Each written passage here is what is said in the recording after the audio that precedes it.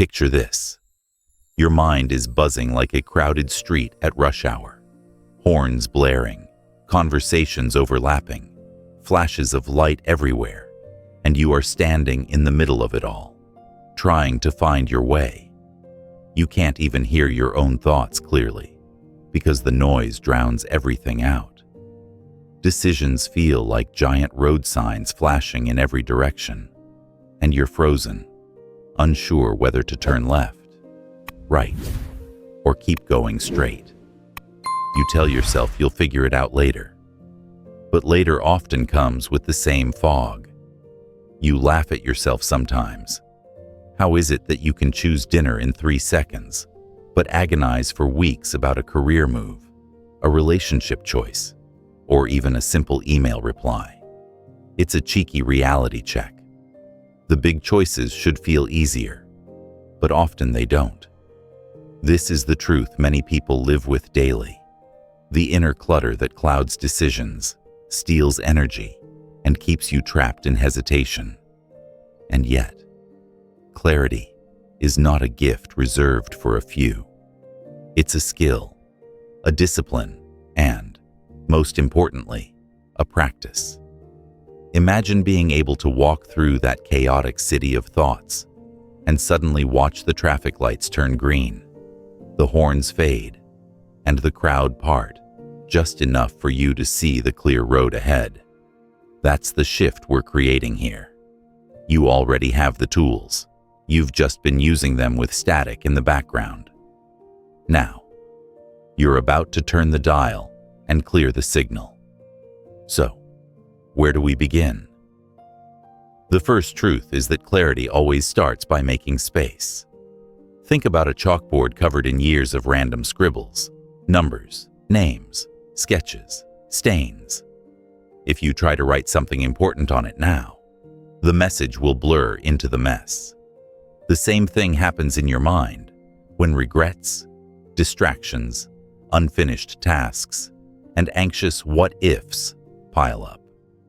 You try to make a decision, but the surface you're writing on is already jammed with noise. That's why the first practice is mental decluttering. Start small. Set aside 10 quiet minutes. Just you and a blank page. Write everything swirling in your head. Don't censor it. Don't organize it. Don't judge it. Just dump it. The deadlines, the worries about tomorrow, the memory of that awkward conversation you keep replaying, the random thought about fixing a light bulb. All of it goes on the page. As you write, you'll feel a strange relief, like unpacking a suitcase you didn't realize was weighing on your shoulders. The page is not for solving yet. It's simply a parking lot. Once the clutter is outside of your head, your mind stops trying to juggle it all. This single act can free enough mental energy to think one clear thought. Now extend the metaphor.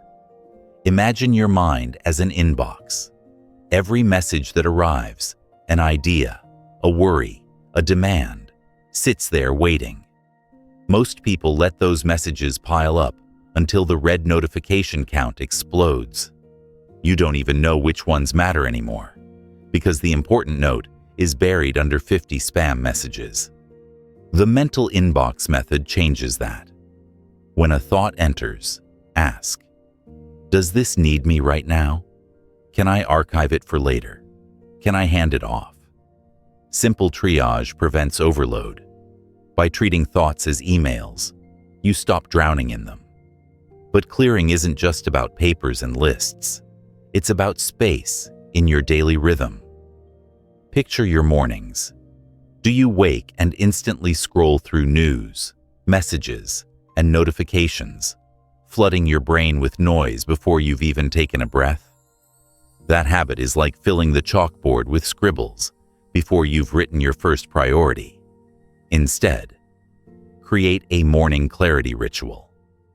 10 to 15 minutes is enough. Maybe you sit with a notebook and jot down your top 3 priorities. Maybe you close your eyes and breathe deeply until the racing thoughts slow. Maybe you stretch in silence.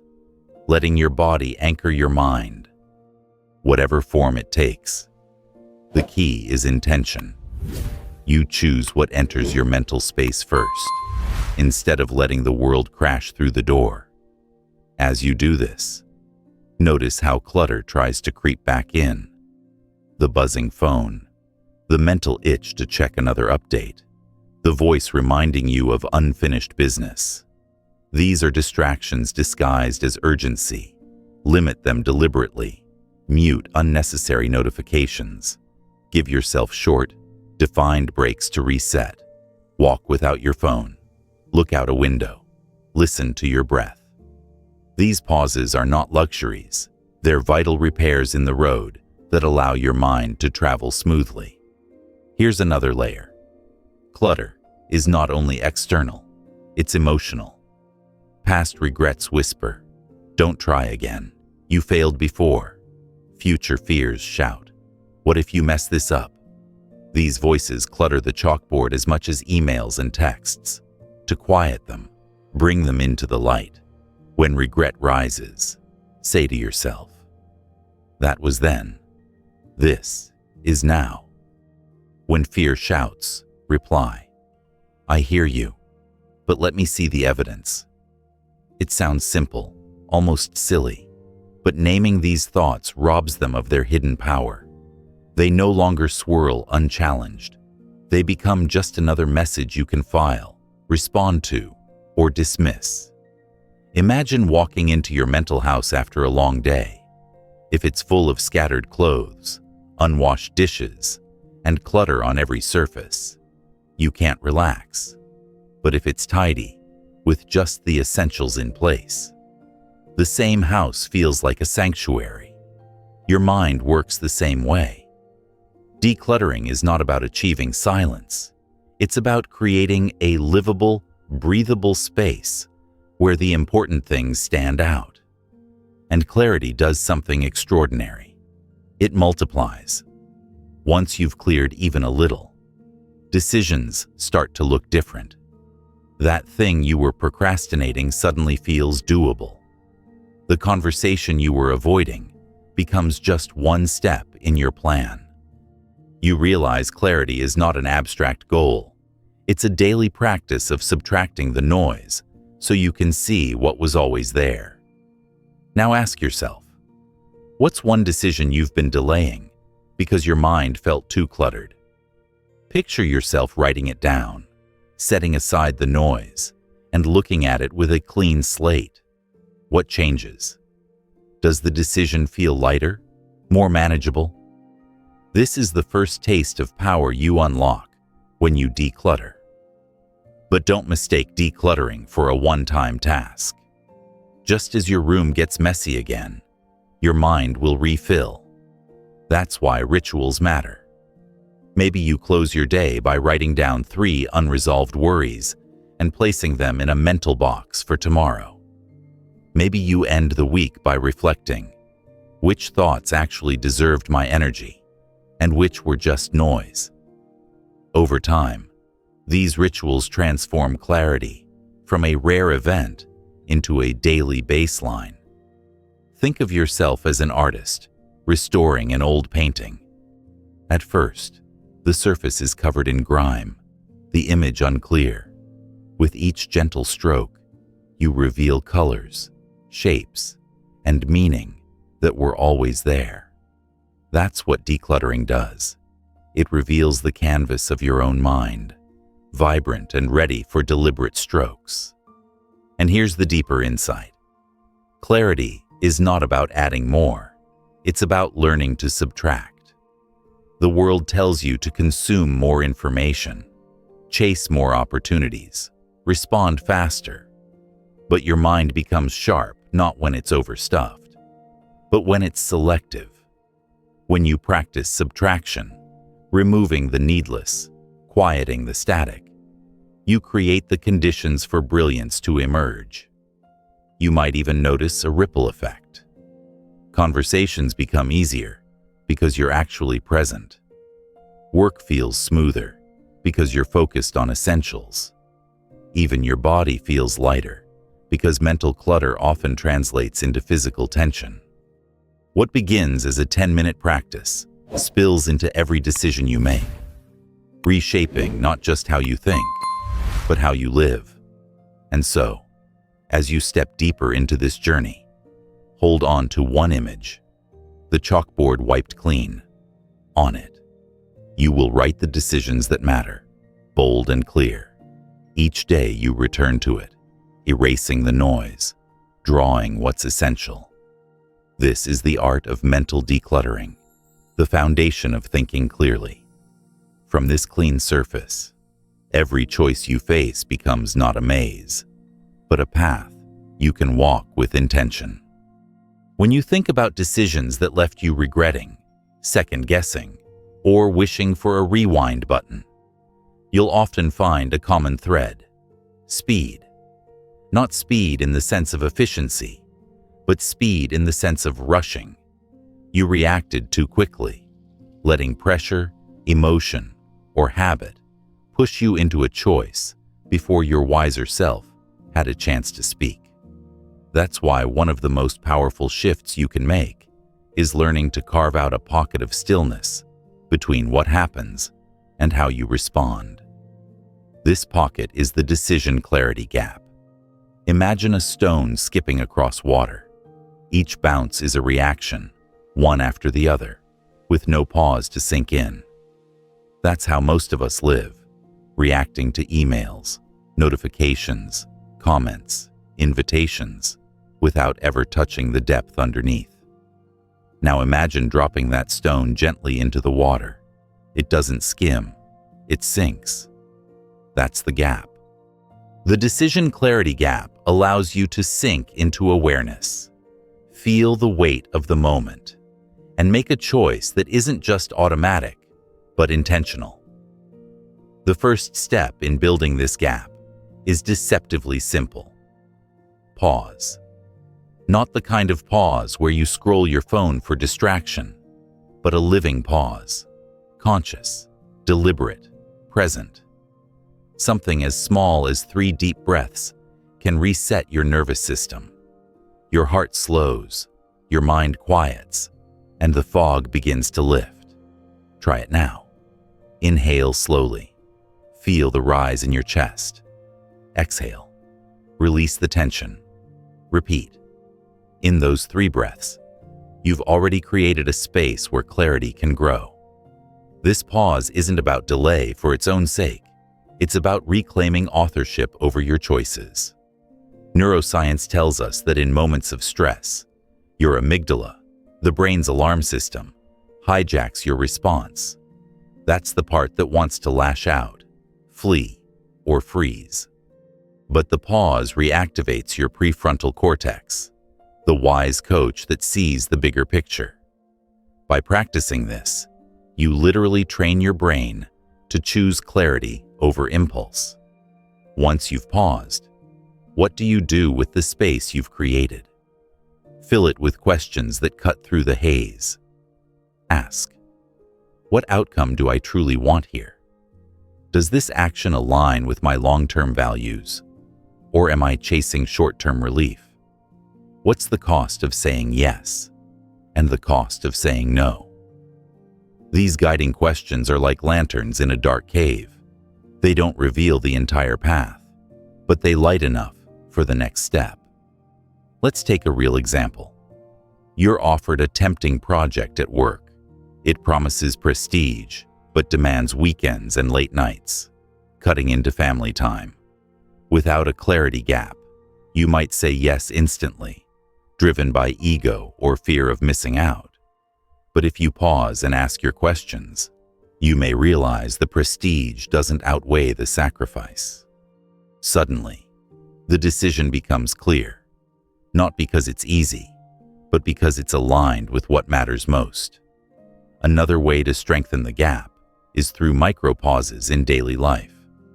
Before replying to a text, pause. Before adding something to your cart online, pause.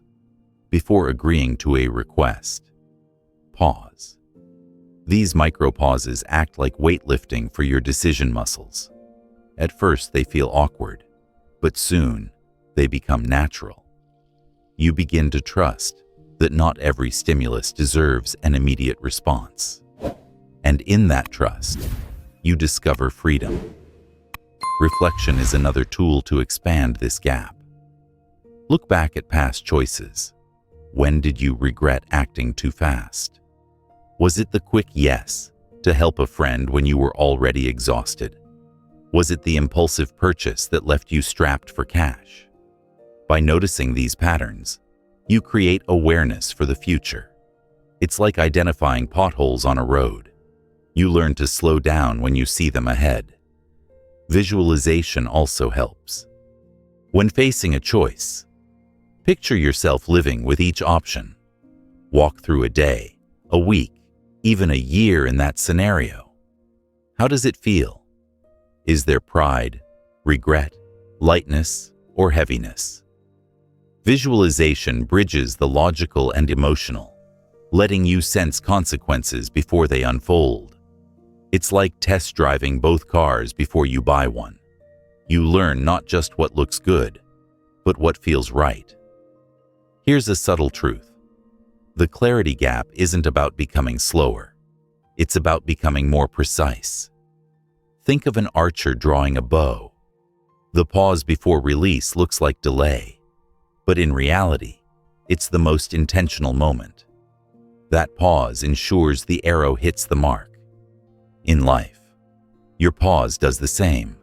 It ensures your decisions land where you actually want them to. Now consider the modern trap. The constant demand for instant replies. Messages ping, and you feel compelled to answer immediately. This erodes the gap. So reclaim your power by setting boundaries. Let people know you don't always reply instantly. Give yourself permission to draft a message, breathe, and return later. The world rarely collapses because you waited 5 minutes. More often, those minutes give you the clarity that saves days, weeks, or even years of regret. One more layer. Integrate the gap with mindfulness. Throughout your day, anchor yourself in the present. Feel your feet on the ground, the weight of your body in the chair, the rhythm of your breath. When you anchor to the now, you strengthen the muscle that resists impulsive leaps into the future. This practice doesn't erase uncertainty, but it equips you to face it with steadiness. And here's the beauty. The more you practice the gap, the more confident you become. Decisions stop feeling like battles. They become expressions of who you are. You move from living reactively, always responding to the world, to living proactively, shaping the world with your choices. Confidence is born not from always being right, but from knowing you chose with intention. So as you walk through today, remember the stone on the water. Don't just skip from one reaction to another. Drop into the depth. Pause, breathe, question, visualize. Let that gap become your secret weapon, because in that space, between stimulus and response, lies your freedom and your clarity. Big decisions can feel like standing at the foot of a mountain with no clear trail. You look up, and the summit feels impossibly far, the slope impossibly steep. The weight of the climb presses down before you've even taken the first step. This is why so many people freeze in the face of major choices. They treat the mountain as one giant leap instead of a series of steps. But here's the shift. You don't need to leap to the summit. You only need to run a series of short, intentional sprints. This is the power of decision sprints. Think of a decision sprint as breaking a heavy puzzle into smaller, solvable pieces. Instead of obsessing over every angle of a big choice, you isolate the core question. Take a focused action, reflect, and then move forward to the next small phase. It's how marathoners train, not by running 26 miles on the first day, but by stringing together short runs that build endurance and clarity. In the same way, You approach your biggest decisions through shorter, manageable bursts. The first sprint always starts with sharpening the question. When your decision feels overwhelming, ask, what is the single most important question I need to answer right now? If you're contemplating a career change, the question is not, should I quit my job immediately, but which fields actually align with my strengths and values? Narrowing down reduces noise. It gives your mind a target instead of a fog. Once the question is clear, the second sprint is gathering just enough information. Here is where people often stall. They drown themselves in research, searching for perfect certainty. But perfection is a mirage. The sprint mindset is about gathering sufficient, not exhaustive, data. Like a scout, you only need enough to know which direction is worth walking. Read 3 solid sources. Talk to 2 people with experience. Reflect on your own motivations. That's enough to move. Too much research and you slip into analysis paralysis, where action dies in a swamp of endless possibilities. The third sprint is the test. This is where theory meets reality.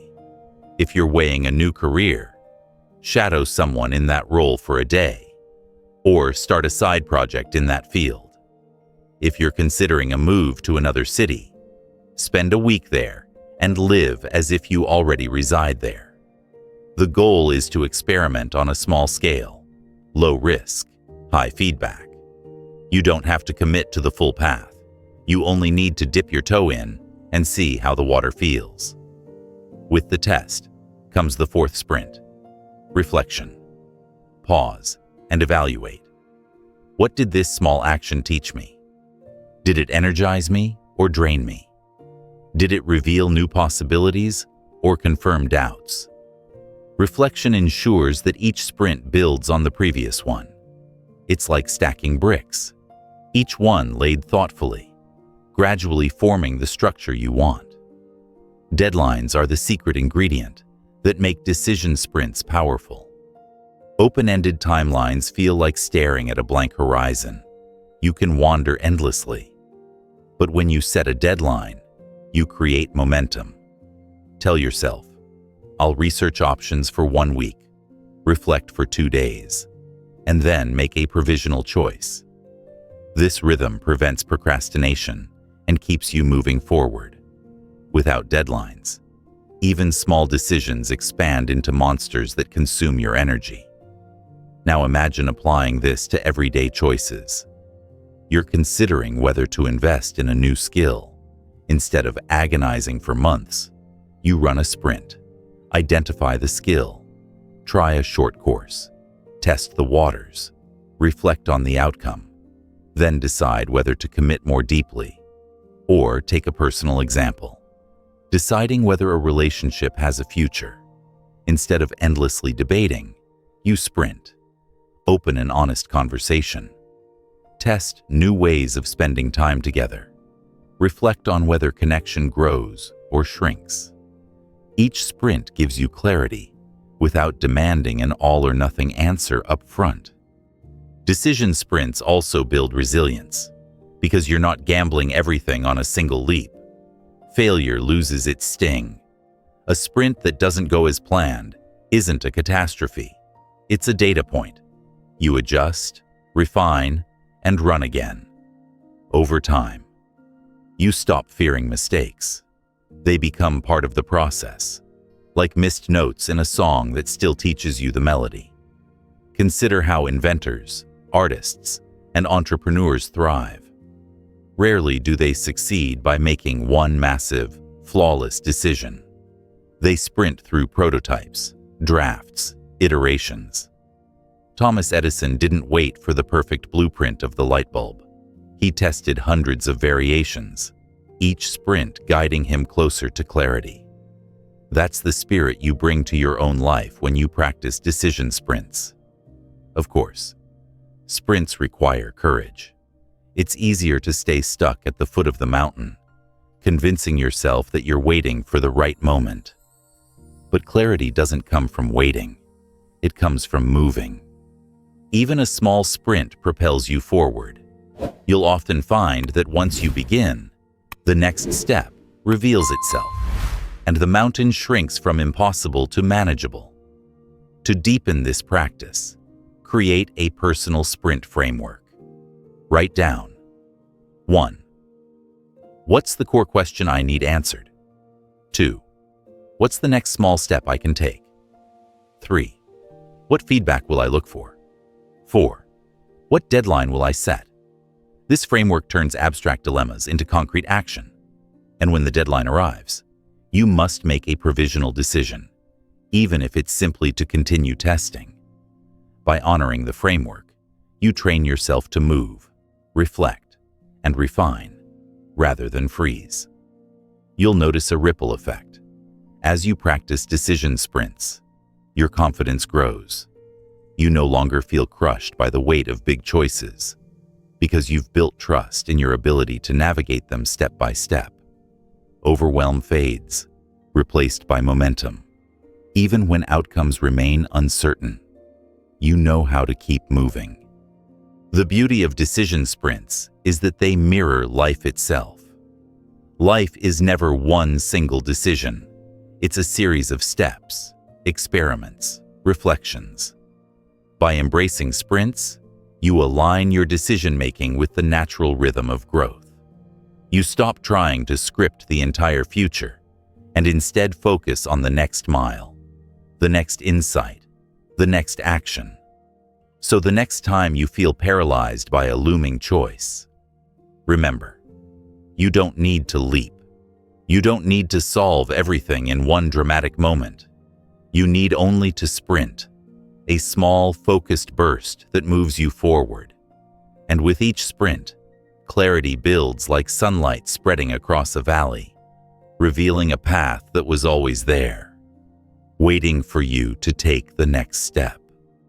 Your brain is a marvel, capable of solving complex equations, recalling vivid memories, and creating visions of the future.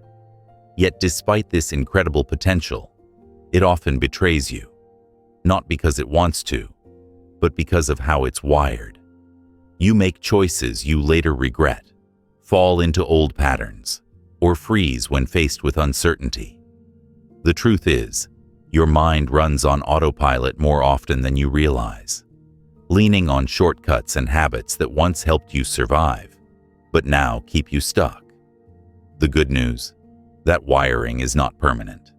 Just as rivers carve new paths over time, your brain can be rewired for clarity.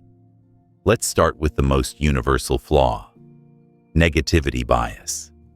Your brain evolved to prioritize threats because, in ancient times, missing a rustle in the bushes could mean missing a predator. Today, though, this bias leads you to focus more on what could go wrong than on what could go right. You replay embarrassing moments for days, catastrophize future scenarios, and discount small victories. This skews your decision-making, making you overly cautious, hesitant, or paralyzed. To counter this, practice shifting attention deliberately. When your mind screams, "What if this fails?" ask, "What if this works?" When you feel fear, name 3 possible benefits alongside the risks. This isn't naive optimism, it's balanced thinking. Over time, you train your brain to see opportunities, not just threats. Another invisible drain on your clarity is decision fatigue. Each day, your brain has a limited budget of decision-making energy. You spend it on trivial questions: what to wear, what to eat, which email to open first. And by the time you face a real choice, your mental account is overdrawn. This is why you feel exhausted making decisions at night, or why small choices suddenly feel monumental. Simplify to conserve energy. Automate breakfast. Pre-plan outfits. Set fixed times to check messages. Each small automation preserves clarity for the choices that truly matter.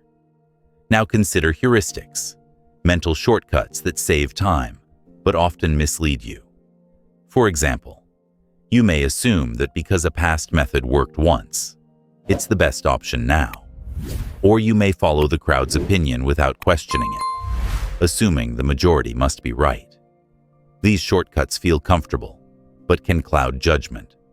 To rewire this tendency, cultivate curiosity. Ask, am I choosing this because it's actually right, or because it's familiar? Am I relying on facts, or on assumptions? By questioning your mental shortcuts, you reopen pathways to clearer, more objective decisions. At the core of rewiring is neuroplasticity, the brain's ability to form new connections. Every time you practice a thought pattern, you strengthen its neural pathway. Imagine walking through a field. The more you walk the same path, the clearer and easier it becomes. If you want to change, you must walk a new path again and again until it forms a trail of its own. That's how clarity habits become ingrained. One powerful practice is mindfulness meditation. It sounds simple: sit, breathe, observe, but it rewires your brain to stay present. Instead of being yanked into the past by regret or into the future by anxiety, you anchor in the now. Over time, this presence reduces clutter and sharpens clarity. Science shows that even 10 minutes of daily mindfulness can thicken the prefrontal cortex, the part of your brain responsible for focus and rational decision-making. Another tool is cognitive reframing. This means consciously shifting how you interpret situations. When faced with a challenge, instead of asking, "Why is this happening to me?" you ask, "What can I learn here?" When you see failure not as a dead end, but as feedback, your brain rewires to approach problems with creativity instead of fear. This single shift can transform stress into motivation. Mental stretching is another form of rewiring. Expose your mind to diverse ideas, cultures, and experiences. Read books outside your usual interests. Talk to people whose perspectives challenge yours. Solve puzzles, learn a new skill, or explore an unfamiliar subject. Each stretch builds cognitive flexibility, the ability to adapt thinking when situations change. Flexible minds are clearer minds because they can pivot rather than cling rigidly to one path. But rewiring isn't just mental.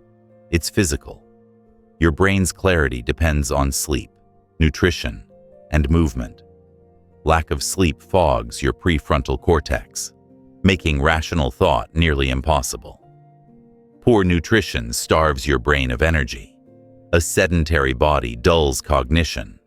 Treat your body as the hardware that supports the software of your mind.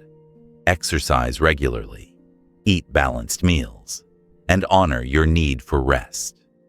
A healthy body is fertile ground for a clear mind. Let's add another layer: journaling as a rewiring tool. When you write down your thoughts, you create distance between stimulus and response. You see patterns, recurring fears, repeated triggers, and by naming them, you weaken their hold. Over time, journaling becomes a mirror, showing not only what you think, but how you think. That awareness is the first step to rewiring. It's important to recognize that rewiring is gradual. You won't erase old patterns overnight, but with consistent practice, small changes accumulate. Each time you replace a fearful thought with a constructive one. Each time you pause instead of react. Each time you stretch beyond your comfort zone, you're carving a new neural path. Eventually, that new path becomes your default. Picture this: your brain is like a garden. Left unattended, weeds of fear, bias, and distraction grow wild. But if you plant seeds of clarity, mindfulness, reframing, healthy routines, and water them daily, You cultivate a space where focus and wisdom can flourish. You don't need to rip out every weed at once. You need only to tend the garden consistently. Over time, clarity blossoms naturally. And so, the process of rewiring is not about becoming someone else. It's about uncovering the clarity already within you. You're not broken. You're simply running on outdated wiring. With each habit, each practice, you're updating your operating system. And as the fog clears, you begin to trust yourself more. You realize you can meet challenges not with fear, but with focus. Your brain, once a noisy maze, becomes a compass, pointing steadily toward clarity. Emotions are part of your design, not flaws in it. They are signals, like the dashboard lights in a car. They flash red or green, telling you to slow down, fuel up, or keep going. But here's the challenge. When you ignore those signals, or let them take over the wheel entirely, clarity disappears. The storm of emotions can make you feel as though you're trying to sail through crashing waves with no compass. The goal is not to silence emotions.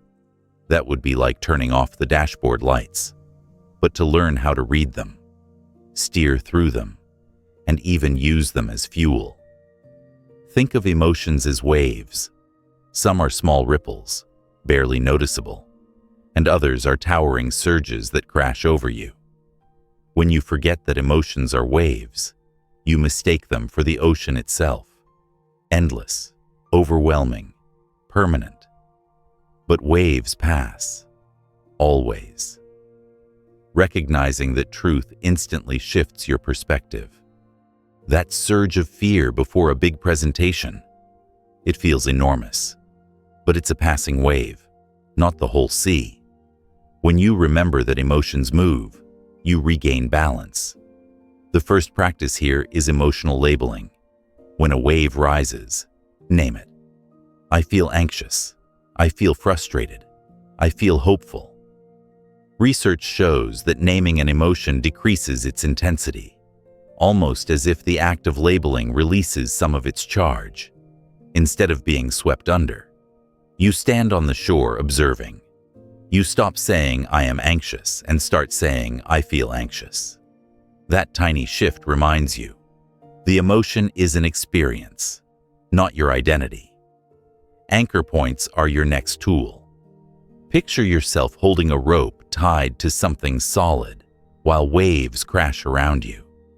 That rope can be your breath, slow, deep inhalations that calm your nervous system.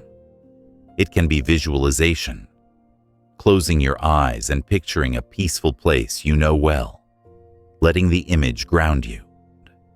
Or it can be physical grounding, pressing your feet into the floor, feeling the chair under your body, reminding yourself that you are safe in this moment. Anchor points stop you from being tossed helplessly in the storm. But emotions aren't just obstacles. They are data. Fear, for example, often signals that something matters deeply to you. Stress may indicate you need more preparation. Excitement tells you a choice aligns with your passions. Instead of treating emotions as enemies, treat them as messages. Ask, what is this emotion trying to tell me? Sometimes, the wave isn't warning you to retreat.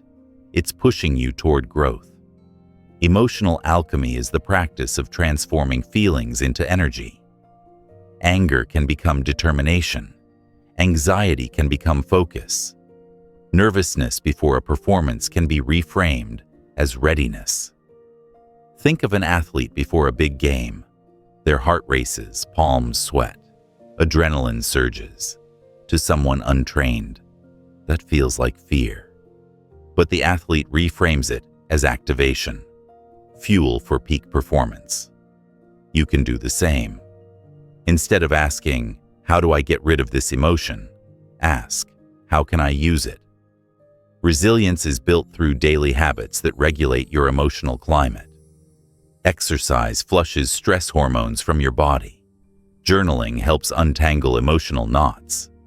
Meditation trains your mind to observe feelings without drowning in them. Gratitude shifts your focus away from what's wrong toward what's steady and good. Even something as simple as naming 3 things you appreciate each day can recalibrate your mood. These habits are like regular maintenance on your ship. They keep it strong enough to weather storms. It's also important to give yourself grace. No one navigates emotions perfectly. Sometimes the storm wins for a while. You overreact, shut down, or spiral. That doesn't mean you're failing. It means you're human. What matters is not eliminating emotional storms, but learning to recover quickly. When you stumble, acknowledge it, reset, and step forward again. Recovery, not perfection, defines emotional mastery. Think of great leaders, artists, and innovators. They didn't succeed because they lacked emotion. They succeeded because they learned to navigate emotion. Martin Luther King Jr. felt fear, but he used it as courage to speak. Maya Angelou felt pain, but she transformed it into poetry. Athletes feel nerves, but they channel them into performance. The difference is not whether emotions exist, but whether they rule you or serve you. One practical method is the pause and pivot. When you notice a strong emotion rising, pause for 10 seconds. Breathe. Label it. Then pivot. Decide how to act intentionally. You don't deny the feeling, but you don't hand it the steering wheel either. If you're angry in a meeting, you acknowledge it quietly. I'm angry.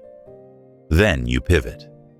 How can I express this concern constructively instead of lashing out? That gap between feeling and acting, that's where clarity lives. Over time, you'll notice that emotions lose their power to derail you. Fear still knocks, but you don't panic. Stress shows up, but you read its message. Excitement rises, and you ride the wave. Emotions become allies rather than saboteurs. And the more you practice, the more confidence you build. You realize you can trust yourself, not because you never feel shaken, but because you know how to steady yourself again and again. Picture yourself on a shoreline, waves rolling in. Some days, they're calm. Other days, they're wild. But you are not the wave. You are the surfer. With practice, you learn to balance, adjust, ride, and sometimes fall, only to climb back on. Clarity comes not from avoiding storms, but from mastering the art of navigation. And once you can navigate the emotional sea, every decision you face feels less like drowning and more like sailing with purpose. Clarity doesn't live in your head alone. It thrives in the ecosystem you build around yourself. Just like a plant can only flourish if it has the right soil, water, and sunlight. Your mind can only function at its best when your environment supports it. You may have the sharpest strategies, the strongest willpower, and the greatest insights. But if you're living in constant clutter, chaos, and distraction, your mental energy leaks away. That's why creating a decision-making ecosystem is essential. It's about designing surroundings, routines, and inputs that nurture clarity instead of choking it. Start with your physical space. Walk into your workspace right now in your imagination. What do you see? Papers scattered, cables tangled, leftover cups crowding the desk. Every item competes for your attention, whispering tiny demands, even if you don't consciously notice. Your brain is busy processing the mess. Neuroscientists call this cognitive load, the background clutter that drains focus. Contrast that with a clear desk, just your notebook, a pen, and a glass of water. The difference is immediate. One environment scatters your thoughts, the other centers them. The key is not perfection, it's intentionality. Minimalism doesn't mean sterile emptiness. It means surrounding yourself only with what supports your clarity. Keep objects that inspire or calm you. A plant, a photo, a quote. Eliminate the rest. Make your environment a silent partner in your decision-making. One that says, "Focus here. You've got this." Time is the second pillar of your ecosystem. If your calendar is a wall of back-to-back tasks, you leave no oxygen for thought. You can't make wise decisions while sprinting endlessly. Build intentional gaps into your schedule. Block out 30 minutes in the morning for deep focus. Keep an hour each week for reflection. Protect these pockets the way you'd protect important meetings, because they are important. In those windows, your brain gets the breathing space to connect dots, weigh options, and create clarity. Now consider information flow. You live in a world of non-stop input, news alerts, trending posts, podcasts, emails. The flood never stops, but clarity demands curation. Ask yourself, is this information nourishing me or cluttering me? Unsubscribe from newsletters that no longer serve you. Limit doom scrolling. Choose 1 or 2 trusted sources instead of 20 conflicting ones. When you reduce the noise, you amplify the signals that matter. Relationships are another hidden ecosystem factor. People are like mirrors. Some reflect your best self, others distort it. Spend time with those who challenge you kindly, who ask deep questions, who listen with intention. Their energy fuels your clarity. Limit exposure to those who thrive on drama or constant negativity. They add fog to your mental landscape. It's not about judgment, it's about alignment. Your inner circle is part of your clarity ecosystem. Technology deserves its own spotlight. Tools can either empower you or enslave you. Productivity apps, digital planners, and focus timers can sharpen your work, but unchecked notifications, endless group chats, and algorithm-driven feeds scatter your focus. Set boundaries. Silence alerts during deep work. Schedule screen-free hours. Use apps consciously rather than compulsively. Remember, technology should serve you, not the other way around. Rituals give structure to your ecosystem. They are the daily habits that cue your brain. Now it's time to focus. Now it's time to reflect. Now it's time to rest. A morning ritual might include journaling or stretching. An evening ritual might mean reviewing the day's wins and planning tomorrow's priorities. Routines reduce friction. You no longer waste energy deciding what to do next because the ritual carries you. Consistency turns clarity into a baseline, not an exception. Self-care is the foundation under all of this. If your body is exhausted, no ecosystem can save you. Sleep is non-negotiable. When deprived, your prefrontal cortex, the seat of decision-making, literally powers down. Hydration and nutrition matter too. A dehydrated brain is a foggy brain.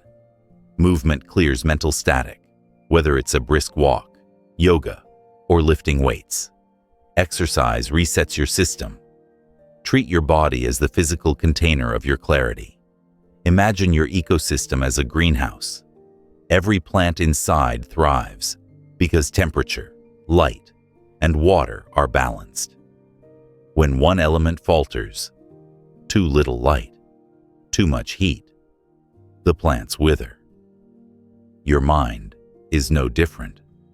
The greenhouse of clarity requires balanced inputs, a tidy environment, protected time, curated information, supportive relationships, disciplined tech use, grounding rituals, and care for your physical health. The transformation is subtle at first. You notice fewer distractions. You feel calmer. decisions seem to flow more smoothly. But over time, the compound effect is profound. You become someone who thinks clearly, not because you summon extraordinary willpower, but because your environment carries part of the weight for you. The ecosystem does the heavy lifting, so your mind can focus on what truly matters. Ask yourself now, what in your current ecosystem clutters you most? Is it your desk, your phone, a crowded calendar? And what one change could you make today that would create immediate breathing space? Maybe it's clearing one drawer. Maybe it's setting one new boundary around your phone. Maybe it's saying no to one unnecessary meeting. Start small. Each shift strengthens the greenhouse. When you build this kind of environment, decision-making stops being a lonely mental battle. It becomes a natural outcome of the space you've designed. The clearer your surroundings, the clearer your thoughts, the healthier your rhythms, the healthier your judgment, the stronger your ecosystem, the stronger your clarity. Clarity becomes fragile when it floats without a compass. You can declutter your mind, build pauses, and create a supportive ecosystem. But if your decisions aren't aligned with your deeper values, they can still leave you restless. You may achieve success on paper, yet feel hollow in your chest. You may win applause, but lose yourself. That's why the next stage of clear thinking is discovering and following your values compass. The inner orientation that ensures every decision points toward a life that feels authentic and fulfilling. Imagine walking in a dense forest without a map. You can keep moving, but each turn risks leading you in circles. Now picture holding a compass. Even when the trail is unclear, the needle gives you direction. Your values function the same way. They may not tell you the exact path, but they always point you toward what matters most. Decisions stop being random guesses and start becoming aligned steps. The challenge is that many people never articulate their values. They live by default, absorbing the expectations of family, culture, or peers, without pausing to ask, what truly matters to me? That's why they wake up one day feeling unfulfilled, despite outward achievements. The compass was there all along, but it was never consulted. To begin, surface your values. Ask yourself, when have I felt most alive, most proud, most at peace? In those moments, what principles were you living out? Maybe it was honesty in telling a hard truth. Maybe it was creativity in solving a problem. Maybe it was connection in being fully present with loved ones. Write down a long list, then narrow it to your top 5, and finally, to your top 3. These become your non-negotiables, the principles you refuse to trade. Once your core values are clear, test them against your daily decisions. Suppose family is one of your top values, but you keep accepting projects that rob you of evenings at home. The dissonance explains your unease. Or suppose growth is a core value, yet you've stayed in the same role for years without challenge. Again, the compass is pointing north, but you're walking south. Awareness of this mismatch becomes a turning point. The values compass also simplifies tough choices. When faced with options that seem equally appealing, filter them through your values. Let's say you must choose between 2 jobs. One pays more, the other offers creative freedom. If creativity is a top value, the decision sharpens instantly. You're no longer chasing external markers, but aligning with your inner compass. That alignment brings peace, even when the choice is hard. Another practice is writing a personal mission statement. This is not a corporate slogan, but a distilled expression of your values in action. For example, I live to grow through learning, uplift others through honesty, and nurture joy through connection. Keep it short and memorable. When indecision strikes, revisit this statement. It reminds you who you are and who you're becoming. Living by values also means long-term thinking. Emotions and pressures often push you toward quick relief, but values keep you anchored. A value like integrity prevents you from cutting corners even when no one is watching. A value like kindness nudges you to listen patiently, even when rushed. Values aren't about convenience. They're about consistency. And consistency builds trust, both with yourself and with others. It's important to note that values are not static. As you grow, they may evolve. A value that once defined you, like adventure, may give way to another, like stability, as life stages change. Revisiting your compass regularly ensures it reflects your true north today, not yesterday. To practice this alignment, try a daily check-in.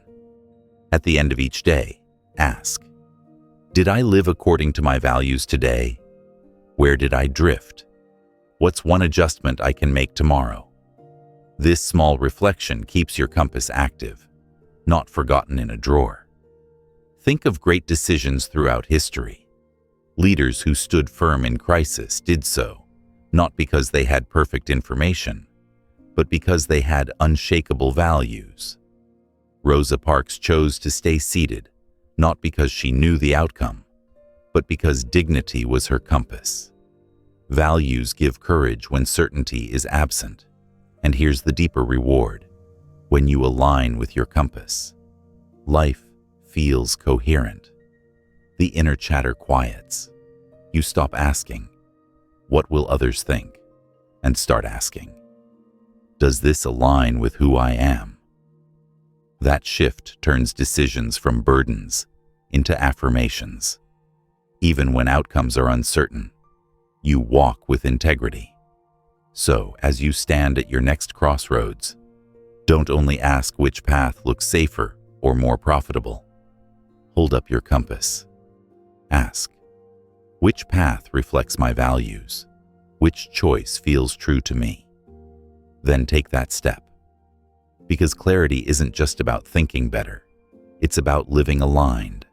And when your values guide you, every decision, no matter how small, becomes part of a life that feels deeply, unmistakably yours. Uncertainty is the shadow that follows every decision.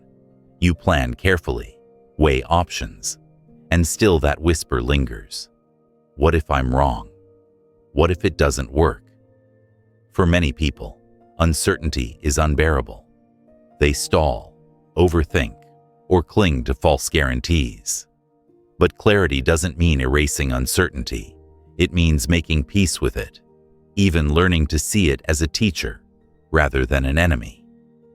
Think about the times you grew the most. Were the outcomes guaranteed?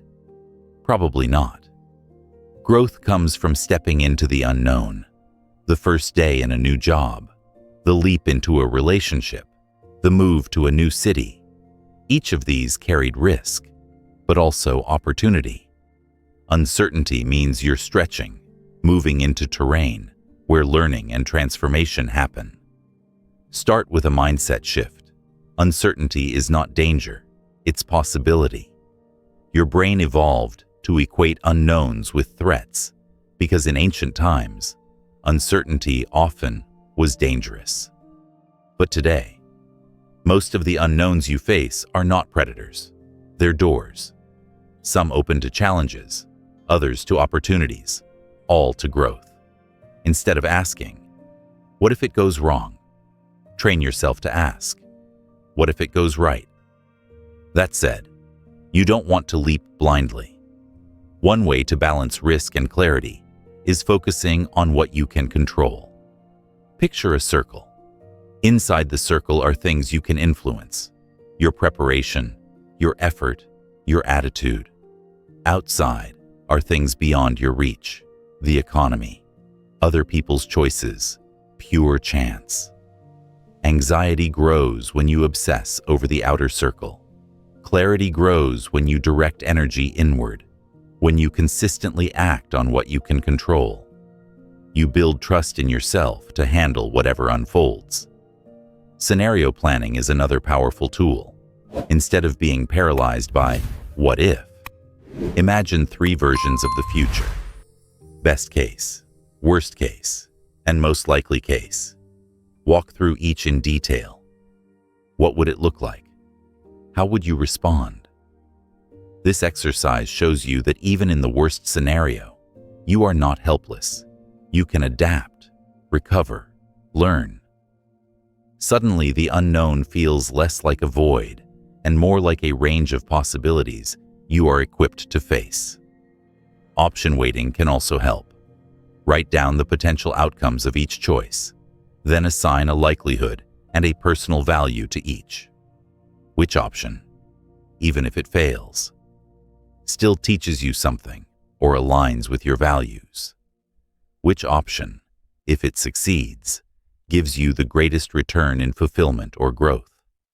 This process doesn't eliminate uncertainty, but it organizes it, transforming vague fears into structured possibilities. Uncertainty also demands flexibility. Life rarely unfolds in a straight line. The plan you made last year may no longer fit today. Clear thinkers aren't rigid. They pivot. They hold values steady, but adjust tactics fluidly. Imagine a sailor at sea. The destination remains constant, but the sails shift with the wind. Flexibility ensures you keep moving forward, even when conditions change. At the heart of thriving with uncertainty is self-trust. Often, the fear isn't about the unknown itself, but about doubting your ability to handle it. Remind yourself of past times you faced uncertainty and prevailed. You have evidence.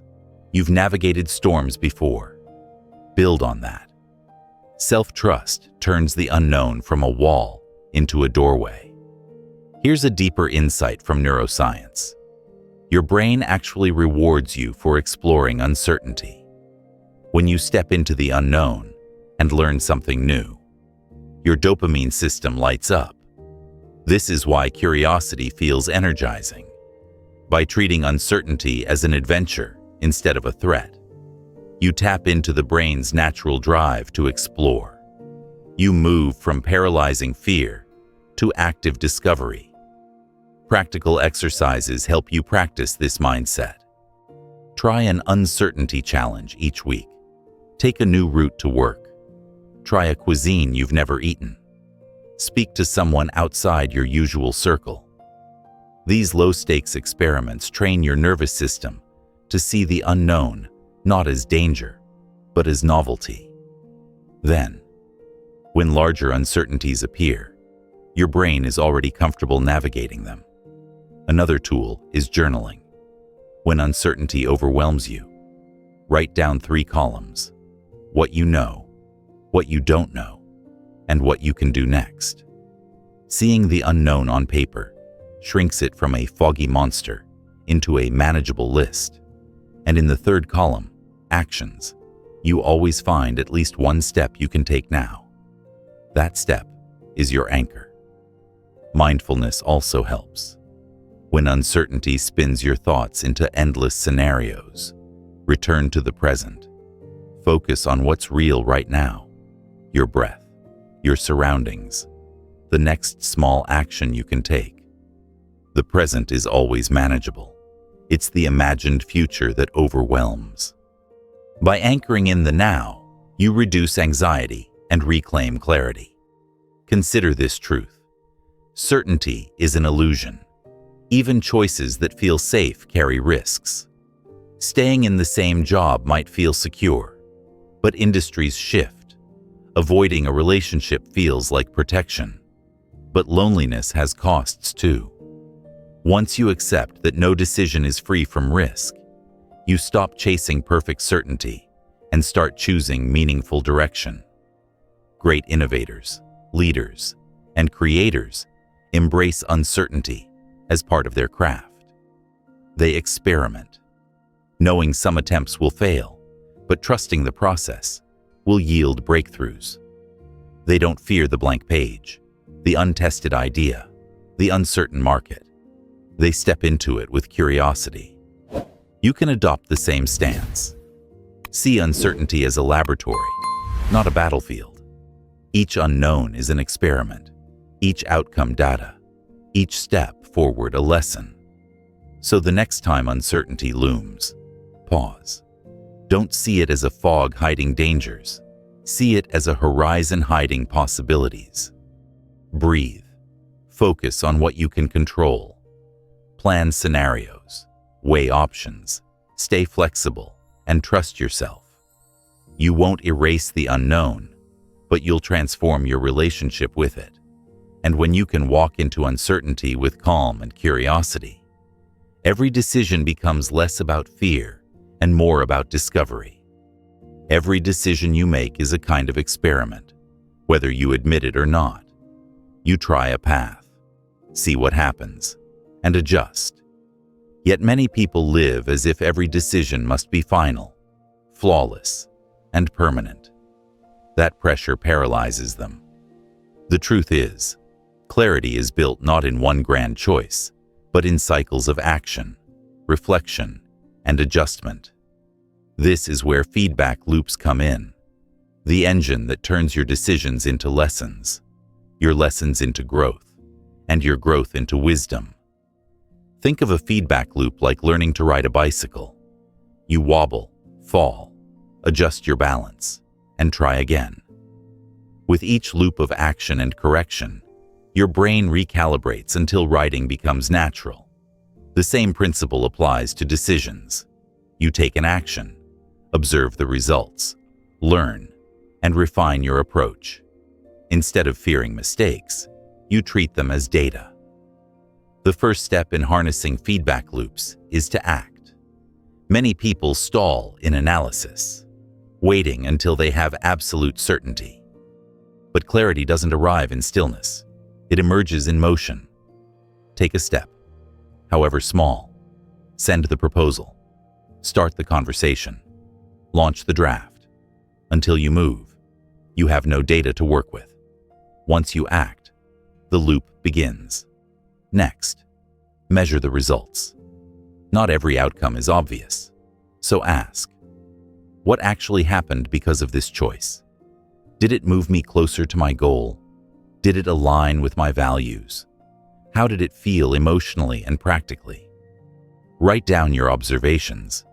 Treat yourself as both the subject and the scientist of your own life. Then comes reflection.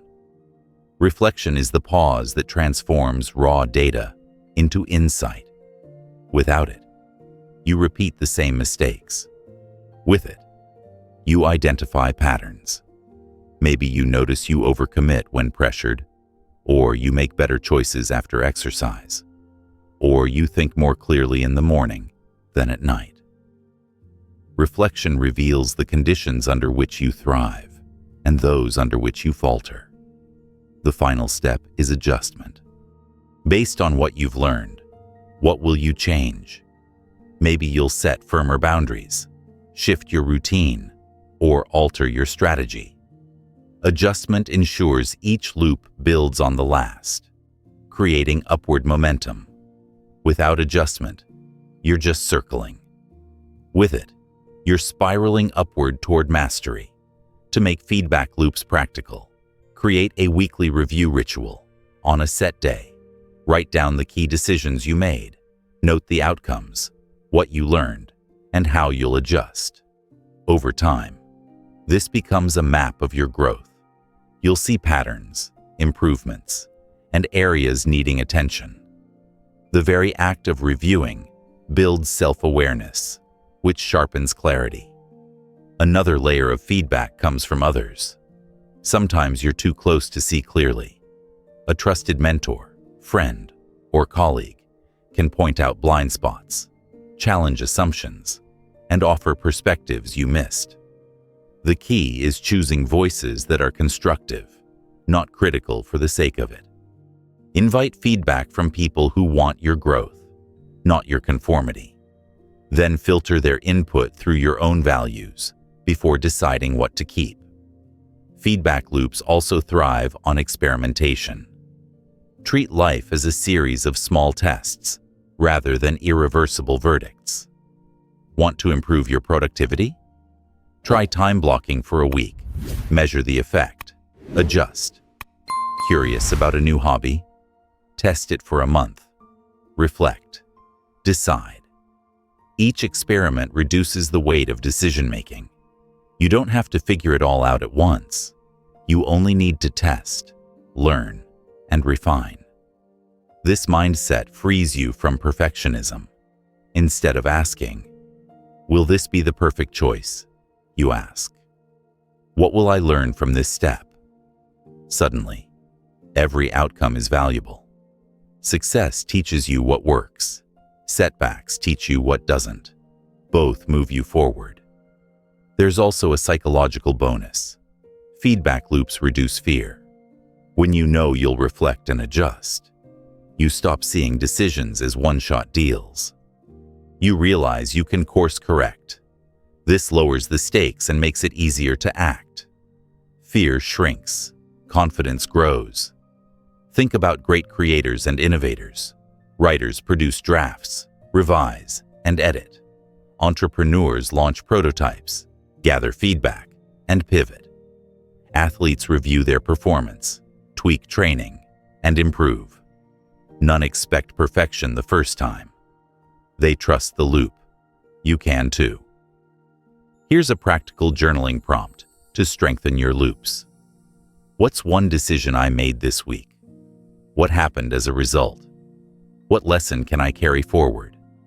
Even one answer each week compounds into profound clarity over months and years. Remember, feedback loops only work if you're honest. Don't sugarcoat mistakes. Don't exaggerate wins. Be truthful with yourself. Honesty is the fuel of clarity. Without it, the loop breaks. With it, every cycle sharpens your mind. So picture your life as a spiral staircase. Each decision is a step. With feedback loops, you're not just walking in circles. You're rising, gaining perspective, and seeing further with each turn. Clarity doesn't mean never stumbling. It means stumbling upward, learning as you go, and trusting the process to refine you. Clarity isn't just about insight. It's about turning insight into systems that carry you forward, even when motivation dips. Think of it like building a bridge. You've gathered materials, decluttering, emotional navigation, values alignment, feedback loops, but without structure, those materials scatter. The Clarity Action Plan is that structure. It's the framework that transforms knowledge into daily habits, routines, and practices, so your progress is visible, sustainable, and cumulative. Start with intention. Every day brings countless decisions, from trivial to life-altering. Without intention, you drift, reacting to demands and distractions. With intention, you guide your energy toward what matters most. Begin your mornings with a single grounding question. What are the 3 decisions today that will matter most a year from now? Write them down. This simple practice cuts through noise and focuses your mental spotlight. Next, give your intentions a home in time. A plan is useless if it lives only in your head. Place your priorities on a calendar or checklist. Treat them like appointments with yourself. Deep work time, exercise, reflection. Schedule them with the same respect you'd give to a meeting with someone important. Because you are someone important. The act of scheduling externalizes commitment, turning vague goals into concrete action. Clarity also thrives on structure in your environment. Set up cues that remind you of your commitments. If you intend to journal each night, keep the notebook on your pillow. If you intend to drink more water, place a glass on your desk. Reduce friction by making the desired action the easiest option. This is how you move from relying on willpower to relying on design.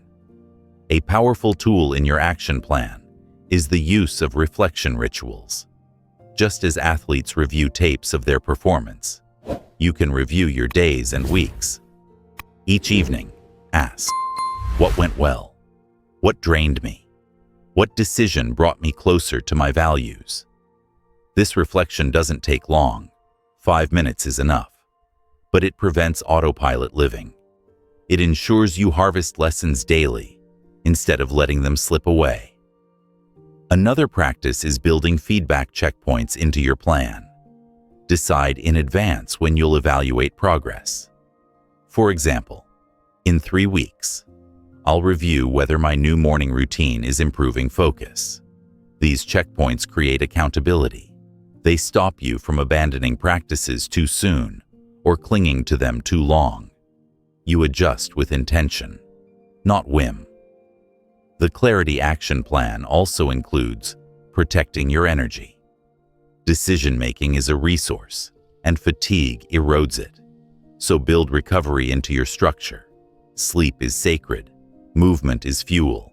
Breaks are not indulgences. They are investments. Schedule downtime with the same seriousness as work. This balance is not laziness. It's sustainability. Consider also the role of rituals that close loops. Begin the day with intention. End it with closure. Before bed, jot down unfinished tasks and move them to tomorrow's list. This signals to your brain, you don't need to ruminate. Everything has a place. You sleep lighter, and your mind resets. Over time, this practice eliminates the mental clutter of unfinished business. Technology can strengthen your action plan if used wisely. Use reminders, timers, and digital tools to track habits. But be careful. Tools should support, not control you. If an app becomes a distraction, simplify. The best system is the one you'll actually use consistently, not the most complex. Your plan should also account for flexibility. Life will disrupt even the best structure. Meetings run late, emergencies arise, moods shift. Flexibility means adjusting without abandoning. If you miss a morning routine, do a shortened version at lunch. If a reflection practice slips, restart that night. The Clarity Action Plan is not about perfection. It's about persistence. One overlooked piece of the plan is celebration. When you align with your values and follow through, acknowledge it. Write it down. Share it with someone. Smile at yourself in the mirror. Celebrating reinforces the behavior, wiring it deeper. Progress accelerates when it's noticed. Here's a journaling exercise to solidify your plan. Write down 3 recurring challenges that cloud your clarity. For each, design a micro-ritual. If distraction at work is a challenge, set a timer for 25 minutes of focused work. If decision fatigue is a challenge, pre-plan meals. If emotional storms are a challenge, pause and label the feeling. Small rituals multiplied create a fortress of clarity.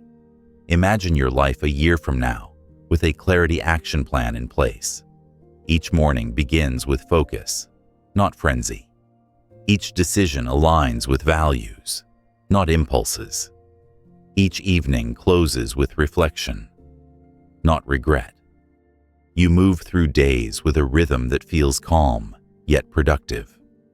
The plan doesn't eliminate challenges. It equips you to meet them steadily. So build your action plan, not as a rigid schedule, but as a supportive structure. Fill it with intentions, cues, rituals, reviews, energy protection, and flexibility. Let it hold you steady when motivation wavers.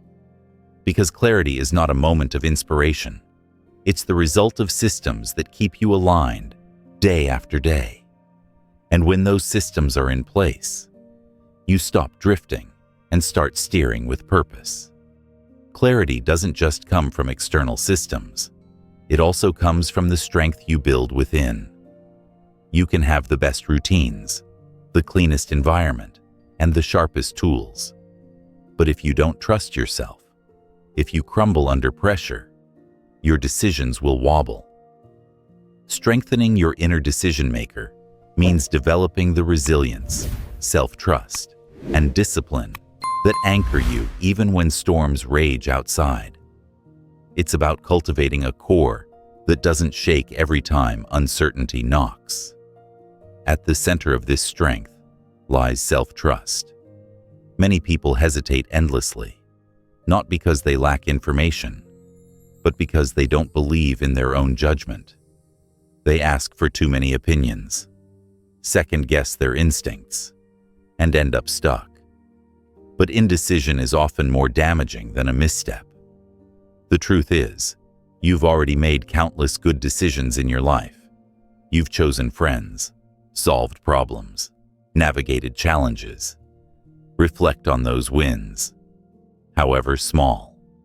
Each one is proof you are capable.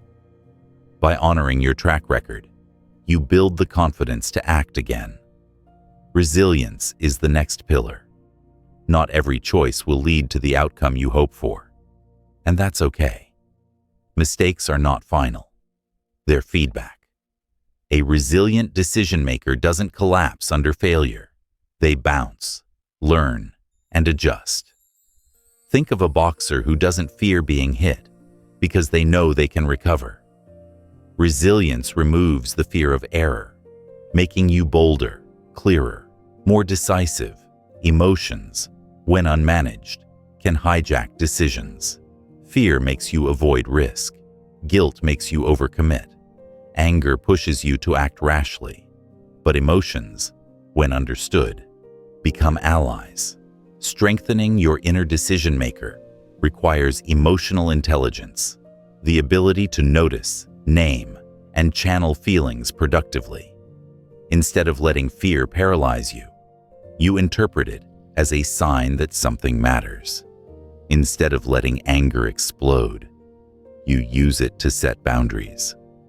Each emotion becomes data you can work with, not a master that controls you. Another part of inner strength is mindset.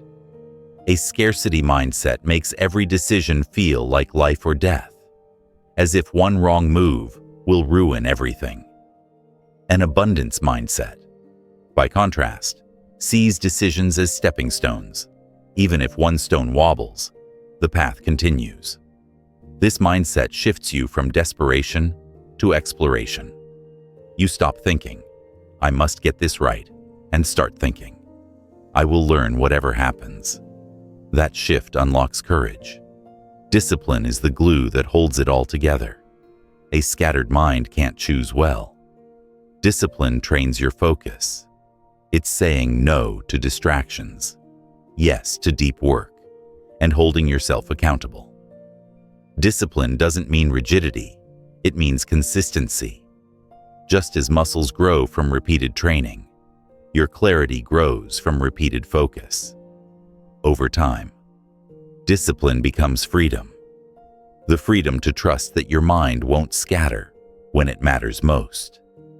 You can also strengthen your inner decision-maker by developing guiding principles, a personal philosophy.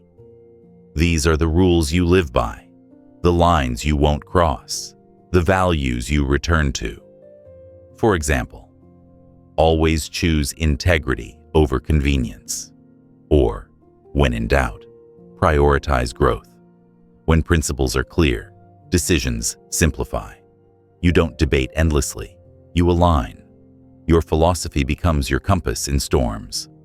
Practical exercises help. Try this. The next time you face a choice, instead of asking others first, pause and ask yourself, what do I already know? What would I advise a friend in this exact situation? Often, the wisdom you seek externally is already within you. By practicing this self-consultation, you strengthen trust in your own counsel. Visualization is another tool. Picture yourself as the kind of decision maker you want to be: calm, confident, thoughtful. See yourself entering a challenging moment, feeling steady, asking the right questions, making the choice. The brain responds powerfully to rehearsal. Each visualization builds neural pathways that prepare you to act with clarity when the moment comes. And don't underestimate the role of recovery. A depleted mind crumbles. Protect your energy. Rest, reflect, breathe. Strengthening your inner decision maker isn't about pushing constantly. It's about maintaining a strong baseline from which clarity can rise. Self-care isn't indulgence, it's armor. Over time, these practices accumulate. You begin to notice a shift. You no longer panic when a decision looms. You pause, breathe, weigh, and act. You don't fear mistakes because you know you can adapt. You don't drown in emotions because you know how to navigate them. You don't collapse under doubt because you trust your core. You've built an inner decision maker, steady, resilient, and strong. So picture this inner core as a lighthouse. Storms will come, waves will crash, fog will roll in, but the light stands steady, casting clarity across the dark sea. That's you. When your inner decision maker is strengthened, no matter how rough the waters, your light guides you and those around you safely forward.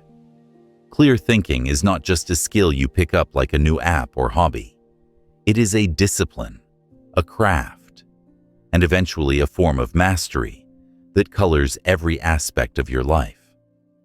To master clear thinking means you stop forcing techniques. You become the kind of person who naturally pauses, simplifies, reflects, and acts with alignment.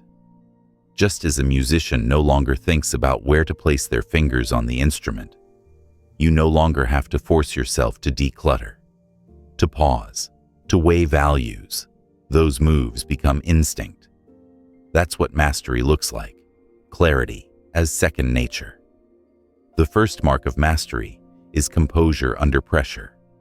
Life will continue to throw crises your way. Missed opportunities, family emergencies, high-stakes negotiations. But while others spin into panic, your training keeps you steady. Think of a firefighter in a burning building. They don't stop to panic. They rely on drilled clarity. Assess the exit. Protect the team. Execute. You too can cultivate that level of clarity. Not for flames and smoke, perhaps, but for the chaos of modern living. Every pause you've practiced, every micro-decision sprint, every values check-in builds a muscle memory of calm. Over time, your nervous system learns. When the heat rises, I cool down. A second hallmark of mastery is the ability to simplify complexity. The world bombards you with tangled information, competing demands, swirling emotions. To the untrained mind, it looks like an unsolvable knot. To the master thinker, it looks like threads that can be teased apart. You ask, what is essential here? What matters most? What is just noise? This filtering is not about ignoring nuance. It's about cutting away what distracts so the core issue shines. Imagine an experienced editor scanning a cluttered manuscript. Within minutes, they see what must stay, what must go. You can do the same with decisions. Complexity is inevitable. Confusion is optional. Self-awareness deepens with mastery. By this stage, you know your mind the way an athlete knows their body. You can sense when fatigue clouds you, when bias creeps in, when emotion colors judgment. Instead of being blindsided, you anticipate. You may say to yourself, I haven't slept well. I'll postpone this decision. Or, I know my fear of rejection is talking. Let me step back. That self-awareness doesn't erase flaws. It empowers you to manage them. True masters don't deny weakness. They design around it. Flexibility is another sign. Master thinkers shift smoothly between modes. Analytical when detail is needed. Creative when innovation is required. Strategic when the bigger picture matters. They can zoom in like a microscope and zoom out like a telescope. They know when to slow down and when to sprint. This adaptability means you no longer panic when circumstances change. You pivot. Like a skilled dancer who adjusts steps to new music, you adjust thinking to new conditions without losing rhythm. Focus also sharpens into something rare. In a world of distraction, mastery means protecting attention like a sacred resource. You've built the discipline to enter deep work, to single task when others scatter, to finish what you start. You know how to carve quiet space even in noisy environments. You've turned off unnecessary notifications, set boundaries, and built rituals that anchor attention. This mastery of focus is revolutionary in an age of scattered minds. It's what lets you make decisions others can't even see clearly enough to attempt. Another level of mastery is the integration of logic, intuition, and wisdom. Beginners often swing between extremes, overanalyzing with logic or leaping blindly with intuition. Masters blend both, adding a third element, wisdom. Wisdom is the alchemy of knowledge, experience, and perspective. It's knowing not only what is smart, but what is right. It's sensing not only what works, but what aligns. Wisdom is what turns clarity from a personal advantage into a source of guidance for others. How do you cultivate this mastery? Repetition. No shortcut. Every time you declutter your mind, you lay one brick. Every time you pause instead of react, another brick. Every time you reflect and adjust, another brick. Over years, the wall of clarity rises strong. This is the compound effect at work. The practices that once felt forced, like journaling, breathing, reframing, become automatic. Clarity becomes less of a struggle and more of a habit, etched into your neural wiring. Here's a practical mastery drill. Conduct weekly clarity sprints. Choose one decision or challenge. Spend 10 minutes clarifying the core question, 10 minutes mapping options, 10 minutes reflecting on alignment with values. Then act. Repeat every week. These short, deliberate sprints ingrain the habits of simplification, evaluation, and alignment until they become reflexes. Another practice, bias journaling. Each time you make a decision, jot down what bias might be at play. Fear of missing out, confirmation bias, sunk cost fallacy. Over months, you'll see patterns. Awareness of bias is the first step to mastering it. And mastery doesn't mean eliminating bias. It means catching it before it hijacks you. You can also accelerate mastery by teaching. Share your clarity practices with colleagues, friends, even children. Explain how you pause, how you align with values, how you simplify. Teaching forces you to articulate what you know, turning implicit habits into explicit wisdom. And when you teach, you not only strengthen your mastery, you multiply it. You become a lighthouse for others. Notice how mastery spills into every domain. In relationships, you listen fully before reacting, creating deeper bonds. In leadership, you cut through chaos and offer steady direction. In creativity, you silence inner clutter long enough for ideas to flow. In crisis, you remain the calm voice others look to. Mastery of clear thinking is not just for you. It elevates everyone you touch. And here's the paradox. Mastery is never final. Just as a martial artist continues to practice basic forms after decades, You too must continue the fundamentals: journaling, pausing, reflecting, aligning. These are your forms. Mastery is not about reaching a point where you stop. It's about reaching a point where you never stop. You don't chase perfection. You pursue refinement. Picture yourself years ahead, facing a monumental choice. Others crumble under the weight. You breathe, simplify, reflect, decide. Not because you forced clarity in that moment, but because clarity has become your nature. That is mastery, not absence of struggle, but presence of strength. So let this sink in. Mastery of clear thinking isn't about becoming superhuman.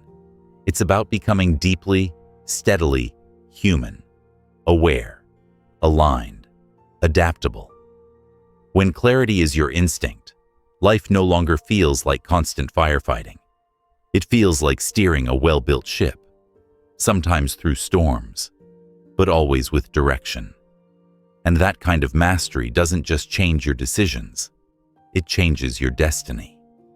Clarity is not a trophy you place on a shelf. It is not a one-time milestone you reach and then move on from. Clarity is a lifelong pursuit. Like fitness, like creativity, like love, it requires constant tending, daily practice, and a willingness to evolve. Just as a muscle atrophies when ignored, your ability to think clearly will fade if you stop exercising it. But when you treat clarity as a lifelong discipline, it becomes a steady companion that grows with you through every stage of life. The journey begins with a commitment to continuous learning. The mind stagnates when it feeds only on repetition and comfort. Clear thinkers stay curious. They read books outside their field, listen to voices outside their circle, explore cultures outside their own. They ask questions that stretch their assumptions instead of confirming them.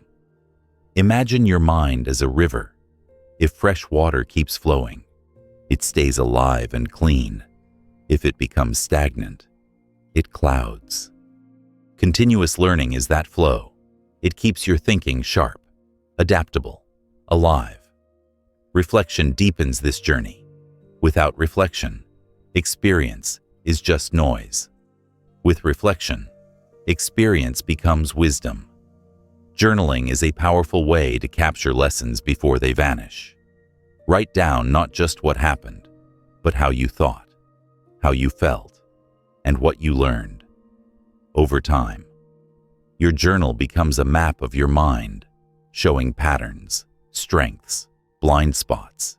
Each reflection is like polishing a lens, ensuring your view of the world remains clear.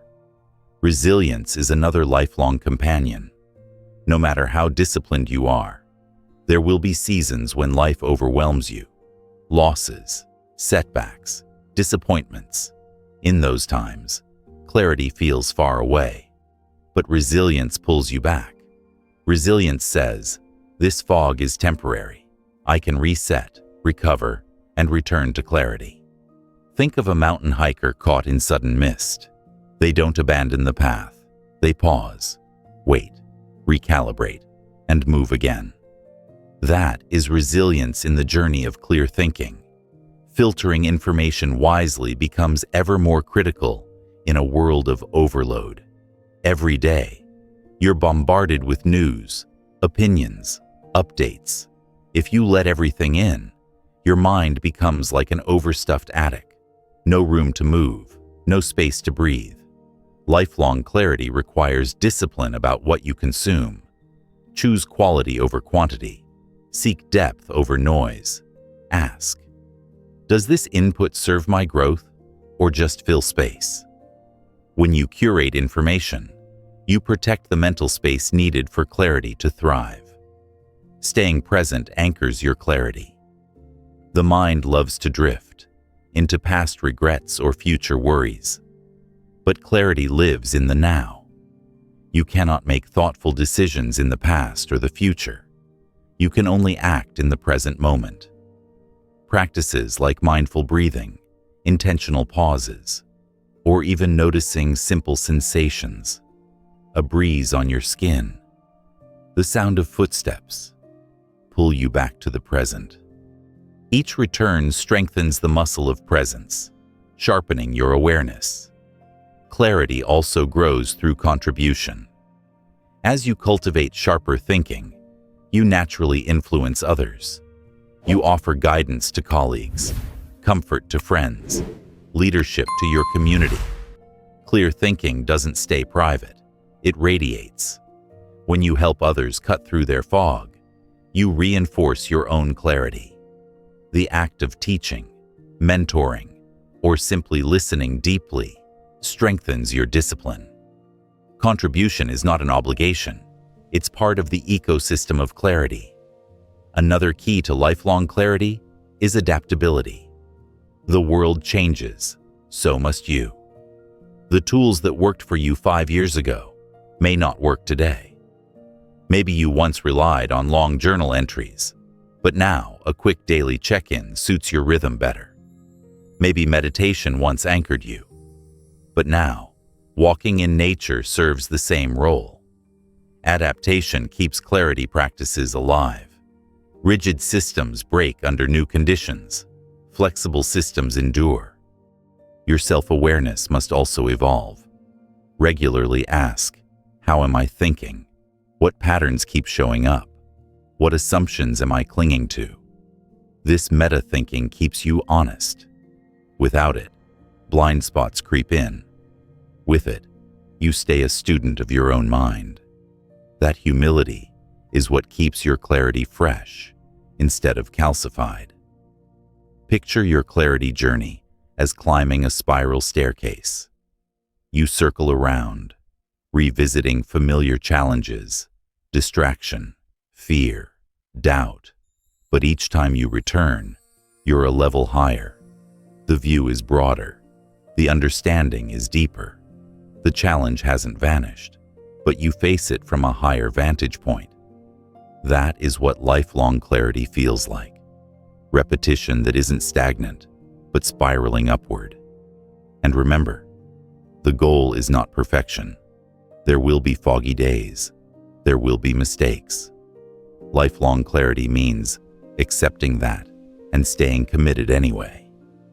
Just as you return to exercise after missing a week, you return to clarity practices after lapses. The commitment is not to never stumble, but to always return. So carry this truth. Clarity is your lifelong ally, your most valuable tool, your constant practice. Treat it like a garden that requires daily tending, a muscle that demands exercise, a flame that needs fuel. When you nurture it daily, through learning, reflection, resilience, filtering, presence, contribution, adaptability, and self-awareness, it grows stronger. And as it grows, so does your ability to navigate life with focus, calm, and confidence. You've walked through the journey of clarity, step by step. You've decluttered your mind, learned to pause before reacting, aligned with values, embraced uncertainty, harnessed feedback, built systems, and strengthened the decision-maker inside you. You've seen that clarity isn't a single technique or a single decision. It's a way of living. And as you've practiced, you've built not just sharper thinking, but a stronger self. Now, as this guide comes to a close, carry one truth with you. Clarity is not an endpoint. It's a practice. It is the daily pause before you speak, the simple question that cuts through noise, the courage to act even when the outcome is uncertain. Clarity is the thread that connects your values to your actions, your intentions to your results, your vision to your reality. Think of the ripple effect. When you choose with clarity, you change more than just your own path. You influence those around you. Your calm steadies a team. Your honesty strengthens a relationship. Your presence inspires trust. Clear thinking spreads outward, creating a culture of thoughtful action, of decisions that matter, of lives lived with intention. There will be days when your mind feels foggy, when decisions feel heavy, when you stumble. That is part of being human. The measure of clarity is not perfection, but return, the ability to reset, to realign, to begin again. Each reset is strength. Each small act of clarity is victory. So take this with you. Think clearly, decide boldly, live intentionally. Let clarity be your compass, your practice, your legacy. And remember, the clearer your mind, the more powerful your choices. The more powerful your choices, the more extraordinary your life becomes.